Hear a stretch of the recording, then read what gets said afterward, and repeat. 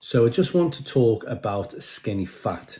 So skinny fat is a term used very often for men who are not in a very good position physically. They're not particularly overweight, but they aren't carrying a great deal of lean tissue, so muscle, and they're carrying unwanted body fat or excessive amounts of body fat. So that combination results very often in skinny fat.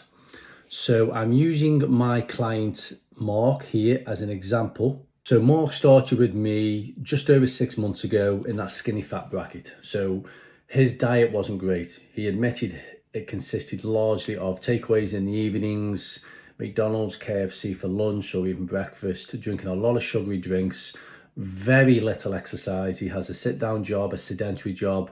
So just all these things combined, it just resulted in what you see here in the first photo.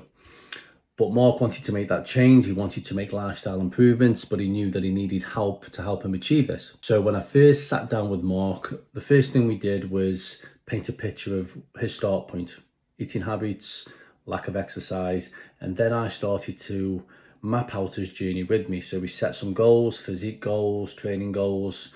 I also was very transparent with him, as I always am with my clients, in terms of how long it would take him to get to where he was to where he is now. This is progress. It's not the finished article. We're still working going into this year, and we're going to get him in even better shape. But I did explain to him, to start seeing progress, it was going to be a process where he needed to clean up his diet. So I set him protein targets, carbohydrate targets, fats, calorie targets. But because he was not eating a great deal of healthy food to start with, the last thing I was going to do was start just increasing food straight away, because it's one extreme to another. And from my experience of coaching people, you can't expect them to go from not eating much healthy food to suddenly start eating 2, 3, 4,000 calories a day. It's too much. That's where being an experienced coach comes into play, by using that individuality as a marker. The same went with his training as well. Wasn't doing any weight training, no gym-based exercise whatsoever.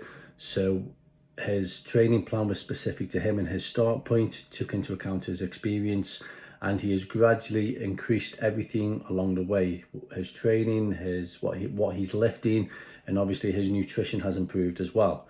But the most important thing and the most pleasing thing from my point of view when it comes to Mark is he's put his complete trust in me.